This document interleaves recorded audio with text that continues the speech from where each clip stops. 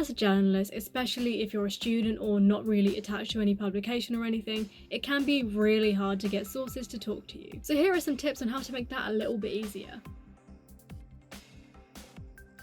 6 or however many degrees of separation it is, it's a real thing. For whatever you're working on, most likely someone knows someone who knows someone that will be able to talk to you.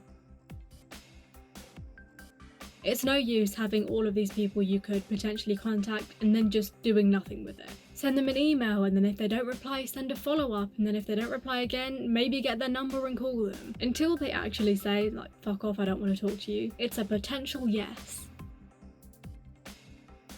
It's 2020, everything is on the internet and nothing is sacred. So you'll probably be surprised at what you can find with a quick Google search. When I was at uni trying to interview bands, a lot of the times the information would just be on their Facebook page. You can try the person's website, try their social pages. If they're assigned to a specific agency or management company, that could be really helpful.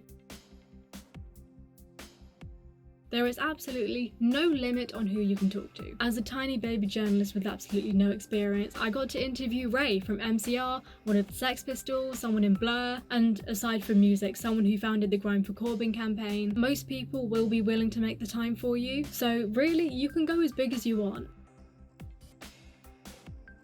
Just because they can't do exactly what you're asking for, it's not a complete write-off. Say they don't have time for you to meet face-to-face for a documentary you're making. It doesn't mean you can't get them on Zoom, it doesn't mean you can't call them, or even just email over a few questions.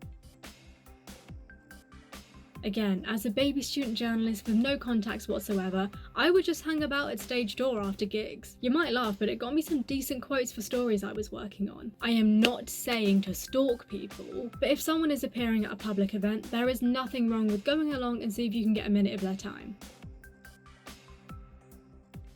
I would always send out way more requests than you actually need. So if you only need to talk to one person, maybe send out emails to 5 people. It's just always better to have too many people to talk to than not enough. And those are my tips for finding sources. As always, if you have any questions, leave them in the comments and I'll get back to you.